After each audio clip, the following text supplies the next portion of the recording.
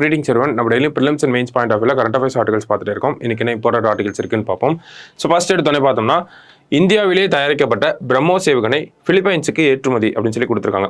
So BrahMos ஏவுகணையை பொறுத்த வரைக்கும் பார்த்தோம்னா இந்தியாவும் ரஷ்யாவும் சேர்ந்து தான் இந்த பிரம்மோஸ் அப்படிங்கிற இந்த ஏவுகணையை வந்து உருவாக்கியிருப்பாங்க. பிரம்மோஸ் அப்படிங்கிற வார்த்தையிலேயே 2 நதிகளோட பேர் இருக்கு. பிரம்மபுத்திரா அப்படின்னு இந்தியாவில் இருக்கக்கூடிய முக்கியமான நதியும், மாஸ்கோவா அப்படின்னு சொல்லக்கூடிய ரஷ்யாவில் இருக்கக்கூடிய ஒரு முக்கியமான நதியும், இந்த 2 நதியோட பேர் தான் சேர்த்து நமக்கு பிரம்மோஸ் அப்படின்னு சொல்லி இந்த மிசைலை வந்து வச்சிருக்காங்க. ஸோ ரஷ்யாவோட உதவியால் இந்தியாவால் உருவாக்கப்பட்ட ஒரு மிசைல் தான் இந்த பிரம்மோஸ் மிசைல் அப்படின்னு சொல்றோம். ஓகேங்களா? இப்போ இது இந்தியாவிலே உள்நாட்டிலே தயாரிக்கப்பட்டு வருது.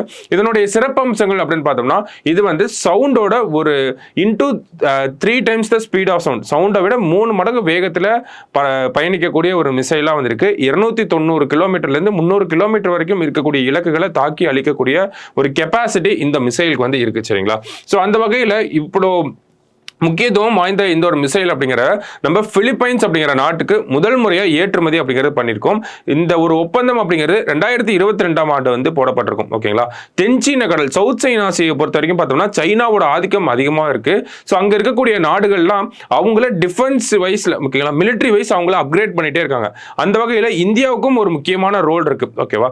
ஸோ இந்தியாவோட முக்கியமான ரோல் என்ன அப்படின்னு பார்த்தோம்னா நம்ம வந்து leader of the global south அப்படின்னு சொல்றோம். ஓகேங்களா? இந்த சதர்ன் ஹெமிஸ்பியர்ல இருக்கக்கூடிய கண்ட்ரீஸ்க்கு ஒரு ஹெட்டா யார் இருக்காங்க? இந்தியா தான் இருக்காங்க.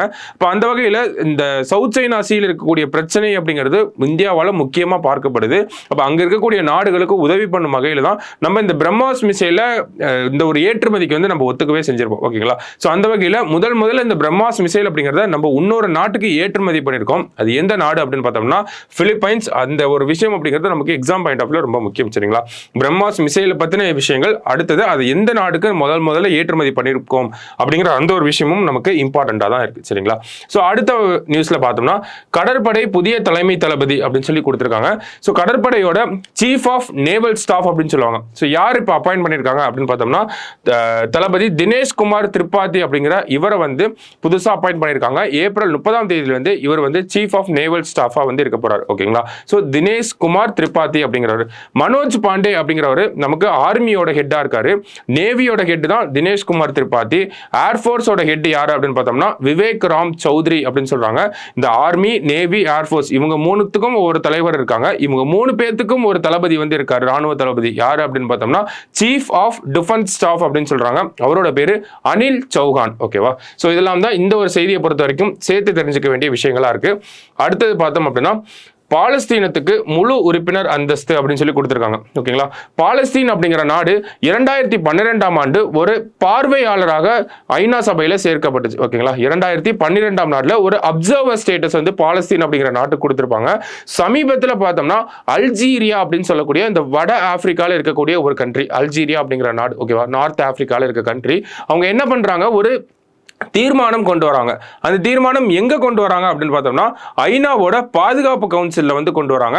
ஐநாவோட பாதுகாப்பு கவுன்சில்ல ஒரு தீர்மானம், என்ன தீர்மானம் அப்படின்னு பார்த்தோம்னா பாலஸ்தீன் அப்படிங்கிற நாடை நம்ம ஒரு முழு உறுப்பினராக வந்து சேர்த்திக்கணும், ஐநா சபையோட ஒரு முழு உறுப்பினராக வந்து சேர்த்திக்கணும். ஆல்ரெடி பெர்மனன்ட் அப்சர்வராக இருக்காங்க, அவங்கள ஒரு பெர்மனன்ட் மெம்பராக மாற்றணும் அப்படின்னு சொல்லி ஒரு தீர்மானம் வந்து, ஒரு ரெசல்யூஷன் வந்து கொண்டு வராங்க. ஓகேவா? யாரு? அல்ஜீரியா அப்படிங்கிற நாடு கொண்டு வராங்க. எங்க கொண்டு வராங்கன்னா நமக்கு ஐநா சபையோட பாதுகாப்பு கவுன்சில் வந்து கொண்டு வராங்க. அப்ப ஐநா சபையோட பாதுகாப்பு கவுன்சிலை பொறுத்த வரைக்கும் பார்த்தோம்னா 15 உறுப்பு நாடுகள் வந்து இருக்காங்க. அதுல 5 நாடுகள் வந்து பெர்மனன்ட் மெம்பர்ஸ், 10 நாடுகள் வந்து நான் பெர்மனன்ட் மெம்பர்ஸ், நிரந்தர உறுப்பினர்கள், நிரந்தரம் பகுதி நேர உறுப்பினர்கள் அப்படின்னு சொல்லுவாங்க. பெர்மனன்ட், நான் பெர்மனன்ட் மெம்பர்ஸ். இந்த பெர்மனன்ட் மெம்பர்ஸ் யாரெல்லாம் அப்படின்னு பார்த்தோம்னா US, UK, Russia, China and then கடைசியா பார்த்தோம்னா பிரான்ஸ். இவங்கெல்லாம் தான் வந்து பெர்மனன்ட் மெம்பர்ஸா இருக்காங்க.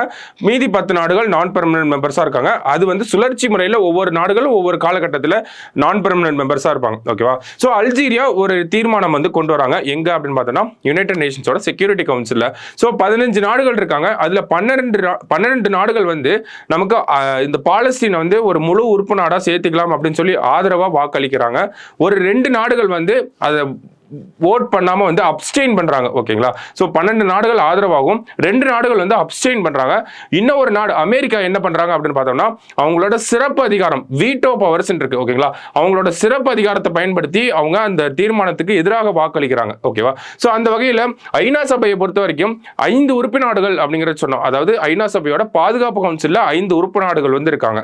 America, Russia, Britain, China, France. ஓகேங்களா, இந்த 5 உறுப்பு நாடுகளுக்கும் சிறப்பு அதிகாரமா ஒன்று இருக்கு, அதுதான் வந்து வீட்டோ பவர். ஓகேங்களா, ஸோ இந்த 5 உறுப்பு நாடுகளும் சேர்ந்து ஒரு விஷயத்துக்கு ஓகே சொன்னா மட்டும்தான் ஐநா சபையோட பாதுகாப்பு கவுன்சில்ல எந்த ஒரு தீர்மானம்னாலும் அது செல்லுபடியாகும். ஓகேங்களா, அப்ப இந்த இடத்துல என்ன பண்றோம், என்ன பார்க்குறோம், நம்ம அமெரிக்கா அப்படிங்கிற நாடு அதுக்கு எதிராக அதனுடைய சிறப்பு அதிகாரம் வீட்டோ பவரை யூஸ் பண்ணி அதை ரத்து பண்றாங்க. ஓகேங்களா, அப்ப அமெரிக்காவோட ஆதரவு இல்லாதனால இந்த ஒரு தீர்மானம் வந்து தோல்வி அடைஞ்சிருக்கு. ஓகேங்களா, அமெரிக்காவும் சேர்ந்து சொல்லியிருந்தாங்க அப்படின்னா 5 உறுப்பு நாடுகளும் 5 பெர்மனன்ட் மெம்பர்ஸும் வந்து ஓகே சொல்லிட்டாங்க, அதனால இந்த ரெசல்யூஷன் பாஸ் ஆயிருக்கும். இப்போ அமெரிக்கா வந்து அவங்களோட வீட்டோ பவர்ஸை யூஸ் பண்ணிட்டனால நமக்கு இந்த ஒரு தீர்மானம் அப்படிங்கிறது நிறைவேறாம போயிருச்சு. ஓகேவா, ஸோ எக்ஸாம் பாயிண்ட் ஆஃப் வியூல பொறுத்த வரைக்கும் இந்த ஒரு தீர்மானத்தை யார் கொண்டு வந்தாங்க அப்படின்னு பார்த்தோம்னா அல்ஜீரியா அப்படிங்கிற நாடு. பாலஸ்தீனோட அந்தஸ்து இப்போ எப்படி இருக்கு அப்படின்னு பார்த்தோம்னா 2012ஆம் ஆண்டு ஒரு பார்வையாளர் நாடாக, ஒரு அப்சர்வர் கண்ட்ரியாக உள்ள வந்திருக்காங்க. இப்போ வரைக்கும் அப்படிதான் இருக்காங்க. ஐநா சபையை பொறுத்த வரைக்கும் 193 உறுப்பு நாடுகள் இருக்கு. பாலஸ்தீன் இந்த ஒரு தீர்மானம் நிறைவேறி இருந்துச்சு அப்படின்னா பாலஸ்தீன் 194வது நாடா இந்த ஐநா சபையில வந்து சேர்ந்திருப்பாங்க. ஆனா இப்போ வரைக்கும் அது நடக்கல. அமெரிக்கா அதுக்கு என்ன ஒரு காரணம் சொல்றாங்க அப்படின்னா பாலஸ்தீன்ல இன்னமும் தீவிரவாத அமைப்புகள் அதிகமா செயல்பட்டு இருக்காங்க, இன்னமும் மக்களாட்சி வர்றதுக்கான சூழ்நிலை அப்படிங்கிறது இன்னமும் சரியா இல்ல, அதனாலதான் நாங்க இந்த ஒரு தீர்மானத்தை கேன்சல் பண்றோம் அப்படிங்கறத சொல்லியிருக்காங்க. ஓகேவா, சோ கடைசியா பார்த்தோம்னா நமக்கு தேவையான திருத்தம் அப்படின்னு சொல்லியிருக்காங்க. என்ன ஒரு திருத்தம் அப்படின்னு பார்த்தோம்னா இந்தியாவுக்கும் மொரிஷியஸுக்கும் இடையேயான இரட்டை வரி விதிப்பு தவிர்ப்பு ஒப்பந்தத்தில் திருத்தங்கள் மேற்கொள்ளப்பட்டிருப்பது மிகச்சரியான முடிவு அப்படின்றத சொல்லியிருக்காங்க. அப்ப திருத்தம் எதுல பண்ணிருக்காங்கன்னா ஒரு ஒப்பந்தத்தில் பண்ணிருக்காங்க. அது என்ன ஒப்பந்தம் அப்படின்னு பார்த்தோம்னா இரட்டை வரி விதிப்பு தவிர்ப்பு ஒப்பந்தம் அப்படின்னு சொல்லி டபுள் டாக்ஸேஷன் அவாய்டன்ஸ் அக்ரிமெண்ட் அப்படின்னு சொல்லுவாங்க. ஓகேங்களா, so double taxation avoidance agreement அப்படின்னு சொல்லுவாங்க. சோ இந்த ஒரு அக்ரிமெண்ட் அப்படிங்கிறது நம்ம மொரிஷியஸோட எப்போ போட்டிருப்போம் அப்படின்னா 1982ஆம் ஆண்டு. ஓகேங்களா, அப்ப இதனுடைய பின்னணி என்ன அப்படின்னு பார்த்தோம்னா நமக்கு வெளிநாடுகள்ல இருந்து வரக்கூடிய முதலீடுகளை நம்ம ரெண்டா பிரிக்கலாம். ஃபாரின் டைரக்ட் இன்வெஸ்ட்மெண்ட் பிரிக்கலாம், ஃபாரின் போர்ட்ஃபோலியோ இன்வெஸ்ட்மெண்ட் அப்படின்னு சொல்லி பிரிக்கலாம். டைரக்ட் இன்வெஸ்ட்மெண்ட்னா டைரக்டா நமக்கு நம்ம ஊர்ல வந்து இன்வெஸ்ட் பண்றது, போர்ட்ஃபோலியோனா நம்ம ஷேர் மார்க்கெட்ல வந்து இன்வெஸ்ட் பண்றது, அதெல்லாம் வந்து அதுக்கு கீழே வரும், போர்ட்ஃபோலியோ இன்வெஸ்ட்மெண்ட் கீழே வரும்.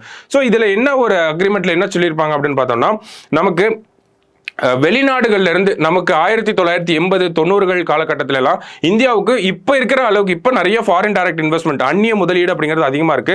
அந்த காலத்துல எல்லாம் அந்நிய முதலீடு அப்படிங்கிறது இந்தியாவுக்குள்ள வரவே வராது. ஓகேங்களா, அப்ப அந்நிய முதலீடை ஈர்க்கும் வகையில இந்திய அரசாங்கம் நிறைய விஷயங்கள், நிறைய ஒப்பந்தங்கள் வந்து போடுறாங்க. அதுல ஒரு ஒப்பந்தம் தான் இந்த இரட்டை வரி விதிப்பு தவிர்ப்பு ஒப்பந்தம் அப்படிங்கிறது சொல்றாங்க. ஓகேவா, இப்போ நான் ஒரு கண்ட்ரில இருக்கேன், நான் வந்து இன்னொரு கண்ட்ரில இன்வெஸ்ட் பண்ண போறேன் அப்படின்னா அதுக்கு என்ன பண்ணுவாங்க, நான் இருக்க கூடிய கண்ட்ரியிலும் எனக்கு டாக்ஸ் போடுவாங்க, நான் இன்வெஸ்ட் பண்ணக்கூடிய கண்ட்ரியிலும் அங்க ஏதாவது எனக்கு லாபம் வந்துச்சுன்னா அவங்களும் எனக்கு டாக்ஸ் போடுவாங்க. அப்ப ரெண்டு டாக்ஸ், டபுள் டாக்ஸேஷன் ஆகுது இல்லையா, அதான் அந்த இரட்டை வரி விதிப்பு அப்படிங்கறத சொல்றாங்க. அப்ப அந்த இரட்டை வரி விதிப்பு தவிர்ப்பு ஒப்பந்தம் அப்படிங்கறது இந்த ஒரு ஒப்பந்தம் பேரா இருக்கு. யார் கூட சைன் பண்ணிருக்கோம், மொரிஷியஸ் கூட சைன் பண்ணிருக்கோம். அப்ப அந்த ஒப்பந்தத்துல என்ன சொல்லிருப்பாங்க அப்படின்னு பார்த்தோம்னா மொரிஷியஸ்ல இருந்து ஒருத்தவங்க இந்தியாவுல இன்வெஸ்ட் பண்றாங்க அப்படின்னு பார்த்தோம்னா அவங்களுக்கு இந்தியாவுல இன்வெஸ்ட் பண்ணி வரக்கூடிய லாபத்துல எந்த ஒரு டாக்ஸும் பிடிக்க மாட்டாங்க, மொரிஷியஸ்ல மட்டும்தான் பிடிச்சுப்பாங்க. ஓகேங்களா, சோ அப்ப அதுதான் இந்த ஒரு அக்ரிமெண்ட். அப்ப இந்தியாவுல யாராவது வெளிநாட்டுல இருந்து முதலீடு பண்ணணும் அப்படின்னா இந்தியாவுல வெளிநாட்டு முதலீட்டாளர்களுக்கு வந்து டாக்ஸ் அப்படிங்கிறது இல்லாம இருந்துச்சு. குறிப்பா இந்த மொரிஷியஸ் நாட்டில இருந்து வரவங்களுக்கு இல்லாம இருந்துச்சு. மொரிஷியஸ்ல மட்டும்தான் அங்க வரி விதிப்பு அப்படிங்கறத பண்ணுவாங்க. ஓகேங்களா, சோ இதுதான் இந்த ஒரு நிலைப்பாடா இருந்துச்சு. அதுக்கப்புறம் ஒரு சில மாற்றங்கள் ஏற்படுது. என்ன அப்படின்னு பார்த்தோம்னா இந்தியாவுல அந்த வரி விலக்கு அப்படிங்கறத நம்ம கொடுத்துட்டோம் அந்த ஒப்பந்தத்துக்கு கீழே. அதே மாதிரி மொரிஷியஸ்ல பார்த்தோம்னா அங்க ரொம்ப கம்மியான ஒரு வரி, ஒரு டாக்ஸேஷன் தான். ஓகேங்களா, 0% டாக்ஸேஷன் அப்படிங்கிறது அங்க இருக்கு. ஓகேங்களா, அப்ப மொரிஷியஸ்ல இருந்து 0% டாக்ஸேஷன் அங்கேயும் வந்து பெருசா அவங்க டாக்ஸ் கட்ட தேவையில்ல. இந்தியாவில் ஆல்ரெடி வரி விலக்கு அப்படிங்கறத பண்ணிட்டோம். ஸோ இதனால நிறைய இன்வெஸ்ட்மெண்ட் அப்படிங்கிறது இந்தியாவுக்குள்ள வர ஆரம்பிச்சது. இருந்தாலும் இன்னொரு பிரச்சனை இருந்துச்சு. என்ன ஒரு பிரச்சனை அப்படின்னு பார்த்தோம்னா இந்தியாவில் ஊழல் பண்ணி கருப்பு பணமா இருக்கு இல்லையா, அந்த மாதிரியான பணங்களை வெளிநாட்டு முதலீடுகள் அப்படின்னு சொல்லி மொரிஷியஸ்ல இருந்து இன்வெஸ்ட் பண்ண ஆரம்பிச்சாங்க இந்தியாவுக்குள்ள. ஓகேங்களா, இதனால இந்திய பொருளாதாரத்துக்கு மிகப்பெரிய இழப்பு அப்படிங்கிறது ஏற்பட ஆரம்பிச்சது. அந்த ஒரு இழப்பை சரி கட்டணுங்கிற வகையில தான் இந்த ஒரு திருத்தம் அப்படிங்கறத செஞ்சிருக்காங்க. ஓகேங்களா, அப்ப இந்தியாவில் இருக்கக்கூடிய ஊழல் பணத்தை என்ன பண்றாங்க, மொரிஷியஸ் நாட்டில இருந்து இந்தியாவில் இன்வெஸ்ட் பண்றாங்க. இந்தியாவில் இந்த ஒப்பந்தத்தின்படி என்ன இருக்கு, நமக்கு வரி விலக்கு அப்படிங்கிறது இருக்கு. அப்ப இங்க டாக்ஸ் கட்ட தேவையில்ல. அங்கேயும் பார்த்தோம்னா 0% டாக்ஸேஷன் தான். அப்ப அங்கேயும் வந்து பெருசா வரி அப்படிங்கிறது செலுத்த தேவையில்ல. அப்ப இங்க இந்தியாவில் கருப்பு பணமா எடுத்துட்டு போய் அதை வெளிநாட்டில இருந்து உள்ள வரக்கூடிய ஒரு இன்வெஸ்ட்மெண்டா மாத்திட்டு இருந்தாங்க. சோ இந்த ஒரு நடைமுறையை மாத்தணும் தடுக்கணும் அப்படிங்கிறதுக்காக என்ன பண்ணியிருக்காங்க, நிறைய திருத்தங்களை கொண்டு வந்திருக்காங்க. என்ன மாதிரியான சில உதாரணங்களை வந்து நமக்கு கொடுத்துருக்காங்க. என்ன மாதிரியான உதாரணங்கள் அப்படின்னு பார்த்தோம்னா, இந்த மாதிரி இந்த திருத்தப்பட்ட விதிகளை வந்து ஒழுங்காக ஃபாலோ பண்ணலைன்னா அவங்களோட அந்த இன்வெஸ்ட் பண்ணக்கூடிய அந்த ஒரு கெப்பாசிட்டியே வந்து நாங்கள் கேன்சல் பண்ணிடுவோம் அப்படிங்கிறத சொல்லியிருக்காங்க. அதே மாதிரி இப்போ மொரீஷியஸ் கூட தான் இந்த ஒரு அக்ரிமெண்ட் அப்படிங்கிற ஒப்பந்தத்தை நம்ம கையெழுத்திட்டு இருக்கோம். ஓகேங்களா, இப்போ இந்த திருத்தங்கள் அப்படிங்கிறது அவங்க கூட தான் சேர்ந்து நம்ம பண்ணியிருக்கோம். இப்போ மொரீஷியஸும் என்ன பண்ணியிருக்காங்க அப்படின்னு பார்த்தோம்னா, மொரீஷியஸோட அந்த ஒரு அக்ரிமெண்ட்ல நமக்கு முன்னாடிலாம் எப்படி இருந்துச்சுன்னா, மொரீஷியஸோட சிட்டிசன்ஷிப் இருந்தாலே இந்தியாவில் வரி விலக்கு அப்படிங்கிறது அளிக்கப்படும். ஓகேங்களா, இப்போ இன்னும் டீப்பாக போகிறாங்க. மொரீஷியஸோட சிட்டிசன்ஷிப் மட்டும் இல்லாமல் பின்னணியையும் சர்ச் பண்றாங்க. ஓகேங்களா, உண்மையாலுமே அவங்க மொரீஷியஸ் நாட்டை சேர்ந்தவங்களா, அவங்களோட பூர்வீகம் இருக்கா இல்லையா அப்படிங்கிறதெல்லாம் செக் பண்றதன் மூலமா நமக்கு ஃபேக்கா ஒரு கம்பெனியை கிரியேட் பண்ணி, ஷெல் கம்பெனிஸ் எல்லாம் கிரியேட் பண்ணி ஃபேக்கா மொரீஷியஸோட சர்டிபிகேட் வாங்கி இன்வெஸ்ட் பண்றவங்கள அந்த மாதிரியான விஷயங்கள்லாம் நம்மளால தடுக்க முடியும் அப்படிங்கிறத சொல்லியிருக்காங்க. இதன் மூலமா ஊழல் பணம் வந்து நமக்கு முதலீடா மாறுறது அப்படிங்கிறது நமக்கு தவிர்க்கப்படும் அப்படிங்கிறதையும் சொல்லியிருக்காங்க. ஓகேங்களா, ஸோ இந்த ஒரு பிரச்சனை அப்படிங்கிறது இந்தியாவுக்கு மட்டும் இல்ல, உலக நாடுகள் பல நாடுகள் இந்த மாதிரியான பிரச்சனையை சந்திச்சுட்டு வராங்க. ஓகேங்களா, இதை வந்து கேபிட்டல் கெயின்ஸ் அப்படின்னு சொல்லுவாங்க. இங்கிலீஷ்ல கரெக்டான டேர்ம் என்ன அப்படின்னு பார்த்தோம்னா கேபிட்டல் கெயின்ஸ் அப்படின்னு சொல்லுவாங்க. இந்த கேபிட்டல் கெயின்ஸை பொறுத்த வரைக்கும் அமெரிக்கா போன்ற நாடுகளுமே வந்து அஃபெக்ட் ஆகிட்டே தான் இருக்காங்க. என்ன சொல்றாங்கன்னா, இந்த மாதிரி மொரீஷியஸ், லக்சம்பர்க், நெதர்லாந்து போன்ற நாடுகள் எல்லாம் வரி விலக்கு அப்படிங்கிறது ரொம்ப கம்மியா இருக்கும். டாக்ஸ் ஹேவன்ஸ் அப்படின்னு சொல்லுவாங்க. ஓகேங்களா, வரி அப்படிங்கிறது ரொம்ப கம்மியா இருக்கனால அந்த மாதிரியான நாடுகளில் தலைமை அந்த ஹெட் ஆஃபீஸை வச்சுட்டு அங்கிருந்து இன்வெஸ்ட் பண்ற மாதிரி பண்ண ஆரம்பிக்கிறாங்க. ஓகேங்களா, இப்போ அமெரிக்காவோட கம்பெனியே இருக்கு அப்படின்னா ஹெட் ஆஃபீஸ் நெதர்லாந்து இல்ல லக்சம்பர்க், மொரீஷியஸ் அந்த மாதிரி நாடுகளில் வச்சுட்டு மொரீஷியஸ்ல இருந்து அமெரிக்காவில் இன்வெஸ்ட் பண்ற மாதிரி பண்றாங்க, மொரீஷியஸ்ல இருந்து இந்தியாவில் இன்வெஸ்ட் பண்ற மாதிரி பண்றாங்க. இதனால நிறைய டாக்ஸ் அவாய்டன்ஸ் அப்படிங்கிறது இருக்கு. வரிகள் இருந்து நிறைய தப்பிச்சுட்டே இருக்காங்க. இதனாலேயே நிறைய கோடி டாலர்ஸ் வந்து நமக்கு பொருளாதாரத்தில் இழப்பு ஏற்பட்டுட்டே இருக்கு. ஓகேங்களா, ஸோ அப்போ இந்த மாதிரியான விஷயங்கள் எல்லாம் சரி கட்டணுங்கிற வகையில தான் 2019ஆம் ஆண்டு ஒரு ஒப்பந்தம் கையெழுத்தாயிருக்கும். ஓகேங்களா, ஸோ எந்தெந்த நாடுகள் கூட எல்லாம் பார்த்தோம்னா மொரீஷியஸ், லக்சம்பர்க், நெதர்லாந்து, ஹாங்காங் போன்ற நாடுகள்லாம் ஒப்பந்தம் போட்டிருப்பாங்க. ஸோ இந்த மாதிரி டபுள் டாக்ஸ், அங்கேயும் டாக்ஸ் கட்டாம இங்கேயும் டாக்ஸ் கட்டாம இருக்கக்கூடியவங்களை எல்லாம் கண்டுபிடிச்சு டாக்ஸ் கட்ட வைக்கணும் அப்படிங்கிறதா சிம்பிளா சொல்ல போனோம்னா இந்த ஒரு விஷயத்துல சொல்லியிருப்பாங்க. ஸோ அந்த மாதிரி ஏற்பட்ட ஒரு நிகழ்வுக்கு அப்புறமா அதனுடைய தொடர்ச்சியாக தான் இந்தியாவும் என்ன பண்ணியிருக்காங்க, இந்த டபுள் டாக்ஸேஷன் அவாய்டன்ஸ் அக்ரிமெண்ட் அப்படிங்கிறதுல ஒரு சில திருத்தங்களை கொண்டு வந்து இனிமேல் அந்த மாதிரி யாரும் தப்பிக்க முடியாத அளவுக்கு ஒரு சில விஷயங்களை பண்ணியிருக்காங்க. இதன் மூலயமா ஊழல் பணம் இந்தியாவில் முதலீடா மாறுறதுக்கு, வெளிநாட்டு முதலீடா ஊழல் பணம், இந்தியாவில் இருக்கக்கூடிய ஊழல் பணம் இந்தியாவுக்கே அந்நிய நேரடி முதலீடா வருவதற்கான வாய்ப்புகளை குறைக்குது.